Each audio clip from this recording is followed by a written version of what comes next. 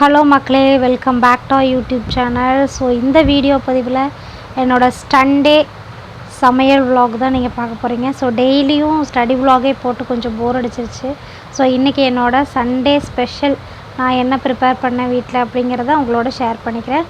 And maximum பார்த்துட்டிங்க அப்படின்னா நம்மளுடைய சேனல் ஹவுஸ் ஒய்ஃப் தான் ஃபாலோ பண்ணுறீங்க. ஸோ அதனால் நீங்கள் இன்றைக்கி என்ன சமைச்சிங்க அப்படிங்கிறதையும் கீழே மென்ஷன் பண்ணுங்கள், கமெண்ட் பண்ணுங்கள். அண்ட் இது வரைக்கும் சப்ஸ்கிரைப் பண்ணி சப்போர்ட் பண்ணுற அனைத்து நண்பர்களுக்கும் ரொம்ப ரொம்ப நன்றி.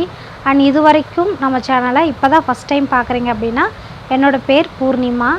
ஸோ இன்றைக்கி வந்துட்டு சண்டே ஃபிஷ் தான் எடுத்திருந்தேன். ஸோ நான்வெஜ் வந்துட்டு மட்டன், சிக்கன் இதெல்லாம் வந்துட்டு அவாய்ட் பண்ணிட்டோம் அல்சர் இருக்கிறதுனால.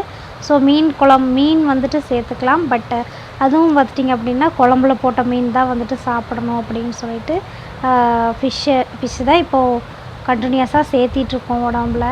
ஸோ அதனால் இன்றைக்கி போய் ஃபிஷ் எடுத்துகிட்டு வந்திருந்தோம். ஃபிஷ் எடுத்து சமைக்கலான்னு சொல்லிவிட்டு இன்றைக்கி டே ஸ்டார்ட் பண்ணிட்டேன்.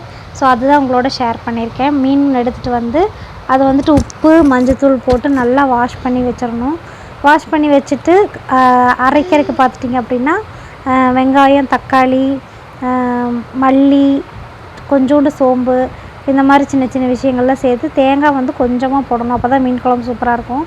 ஸோ வீட்டில் நான் வைக்கிற மீன் குழம்பு ரொம்ப ரொம்ப நல்லா இருக்குது அப்படின்னு சொல்லுவாங்க. எனக்குமே வேறு எந்த சமையலுமே பர்ஃபெக்டாக வரும்னு சொல்லவே முடியாது. பட் மீன் குழம்பு எப்படி வச்சாலும் டேஸ்ட் அட்டகாசமாக இருக்கும். ஆனால் எப்படி அந்த மாதிரி டேஸ்ட் வருதுன்னு எனக்கும் தெரியாது.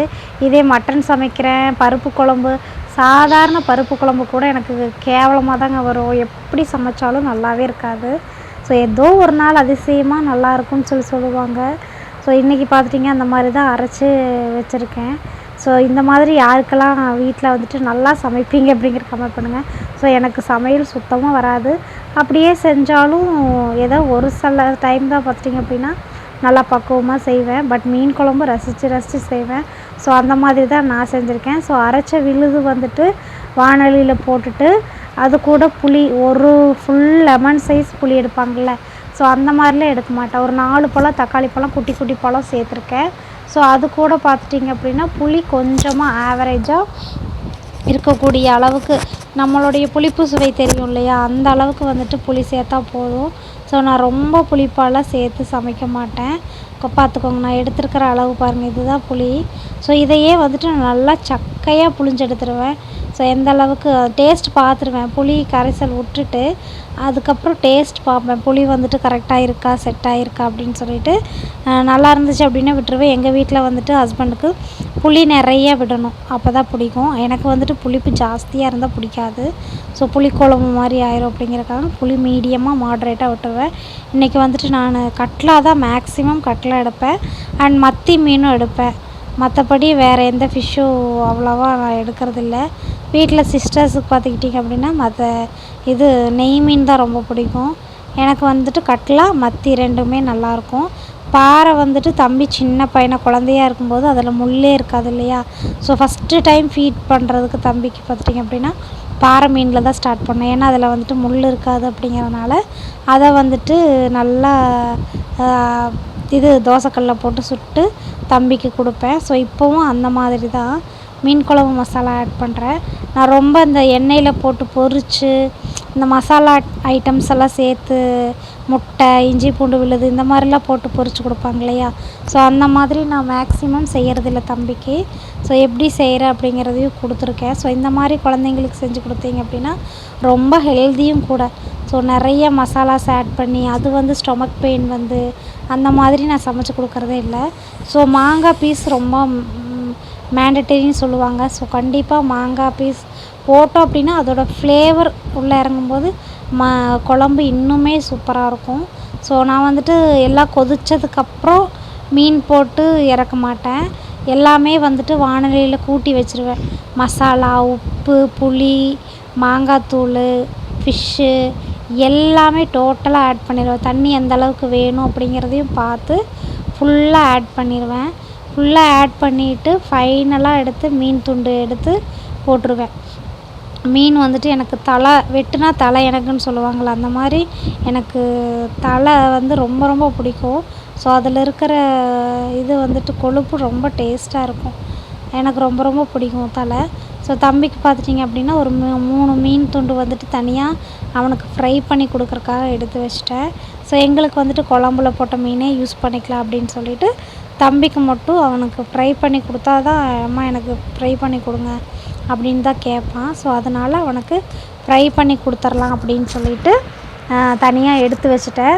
ஸோ மற்ற மீன்கள் எல்லாத்தையுமே எடுத்து குழம்புல போட்டுட்டேன். குழம்புல போட்டு ஃபுல்லாக கூட்டி எடுத்து வச்சுருவேன். ஸோ அந்த மாதிரி தான் வந்துட்டு எடுத்து வச்சிட்ருக்கேன். இப்படி கூட்டி எடுத்து வைக்கும்போது அந்த மசாலாவோடு சேர்ந்து மீன் கொதிக்கும்போது மீனும் சீக்கிரம் பாயில் ஆயிரும். அந்த மசாலாவோட அந்த மீனோட டேஸ்ட்டு சீக்கிரம் உள்ளே இறங்கும்போது டேஸ்ட் வந்து ரொம்ப ரொம்ப நல்லாயிருக்கும். ஸோ இந்த மாதிரி தான் நான் சமைப்பேன். நீங்கள் எப்படி சமைப்பீங்க அப்படிங்கிறதையும் கீழே கமெண்ட்டில் சொல்லுங்கள். பட் என்னோடய மீன் குழம்பு எனக்கு ரொம்ப ரொம்ப பிடிக்கும். என் வீட்டில் இருக்கிறவங்களுக்கு எல்லாத்துக்கும் என்னோடய மீன் குழம்புனா ரொம்ப பிரியம். ஸோ எனக்கு ரொம்ப பிடிக்கும். இஷ்டப்பட்டு டேஸ்ட் பண்ணி விரும்பி சமைப்பேன். ஸோ அதனாலேயே என்னவோ டேஸ்ட்டாக இருக்குது. என்னவோ மற்ற குழம்புலாம் வச்சேன்னா டேஸ்ட்டு கூட பார்க்க மாட்டேங்க. உப்பு எப்படி இருக்குது, காரம் எப்படி இருக்குதுன்னு கூட நான் பார்க்கவே மாட்டேன். ஸோ இதில் வந்துட்டிங்க அப்படின்னா ஒவ்வொன்றுக்கும் நான் பார்த்து பார்த்து செய்வேன் மீன் குழம்பு அப்படின்னா. ஸோ சாப்பிடும்போது அவ்வளோ பிரியமாக இருக்கும் அதோட டேஸ்ட்டு. இதனால தான் மீன் குழம்பு வந்து எல்லாத்துக்கும் பிடிக்குதோ என்னவோ. ஸோ ஃபுல்லாக வானிலையில் வந்துட்டு கூட்டி வச்சுட்டேன். ஸோ இப்படி தான் இருக்குது. ஸோ இது அடுப்பு ஏற்றி வச்சிட்டோம் அப்படின்னா அது பாட்டுக்கு கொதிச்சிட்ருக்கும். ஸோ அதுக்கு இடையில பார்த்திங்க அப்படின்னா மீன் குழம்புக்கு தாளிப்புக்கு ரெடி பண்ணணும் இல்லையா. ஸோ தாளிப்புக்கு ரெடி பண்ணிவிட்டு தம்பிக்கு பார்த்துட்டிங்க அப்படின்னா இந்த மாதிரி தான் நான் ப்ரிப்பேர் மசாலாஸ் இந்த மீன் ஃப்ரை மசாலாஸ் எல்லாம் நான் எதுவுமே ஆட் பண்ண மாட்டேன். கொஞ்சோண்டு மஞ்சத்தூள் எடுத்து ஃபுல்லாக தடவிப்பேன்.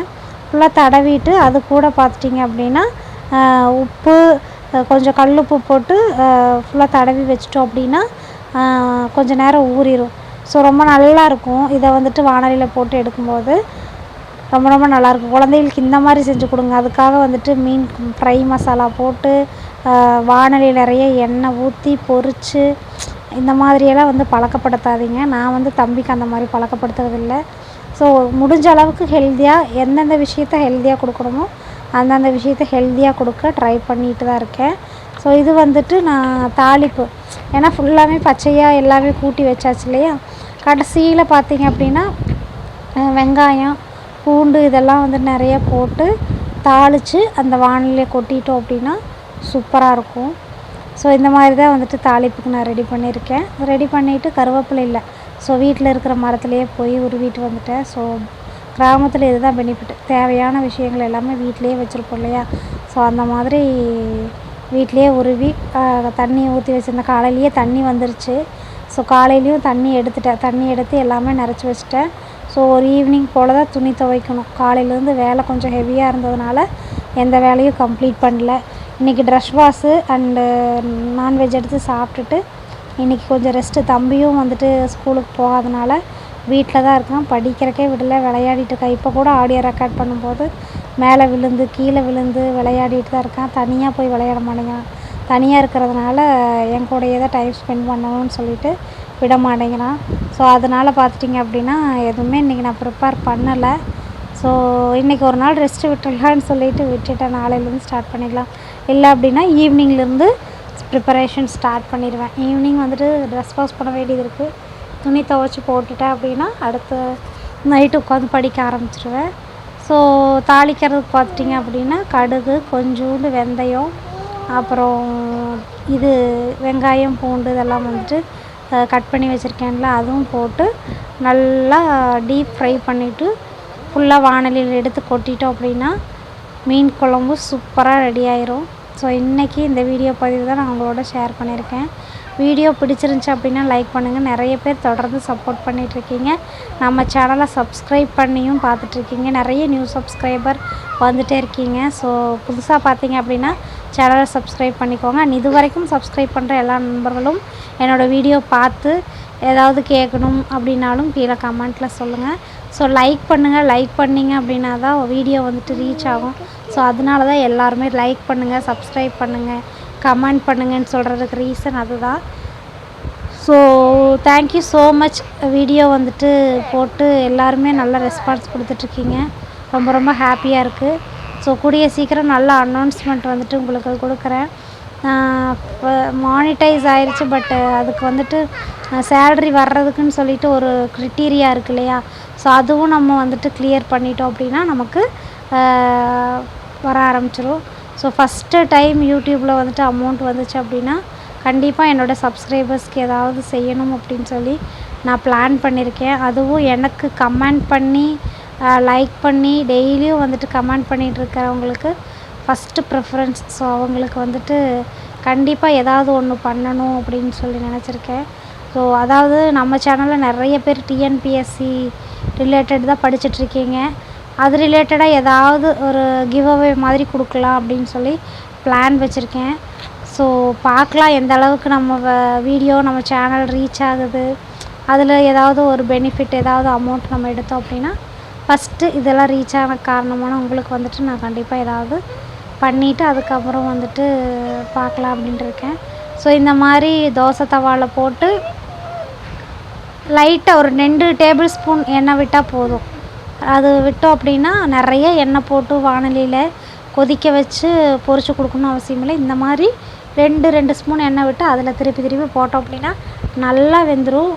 எண்ணெயில் பொரித்து அந்த மசாலாஸ் எல்லாம் போட்டு பொரிக்கிறத விட இந்த மீன் வந்துட்டு தவாவில் போட்டு வைக்கிற மீன் செம்ம டேஸ்ட்டாக இருக்கும். ட்ரை பண்ணி பாருங்கள். ஸோ என்னோடய ப்ரிப்ரேஷன் இன்றைக்கி தான் இப்படி தான் போச்சு பிளான். ஸோ வீடியோ பிடிச்சிருந்துச்சுன்னா லைக் பண்ணுங்கள். சேனலை சப்ஸ்கிரைப் பண்ணாதவங்க சப்ஸ்கிரைப் பண்ணி சப்போர்ட் பண்ணுங்கள். இது வரைக்கும் சப்ஸ்கிரைப் பண்ணி சப்போர்ட் பண்ணுற அனைத்து நண்பருக்கும் ரொம்ப ரொம்ப நன்றி. நெக்ஸ்ட்டு வந்துட்டு என்னோடய ஸ்டடி விலாகில் மீட் பண்ணுறேன். Thank you so much. பாய்.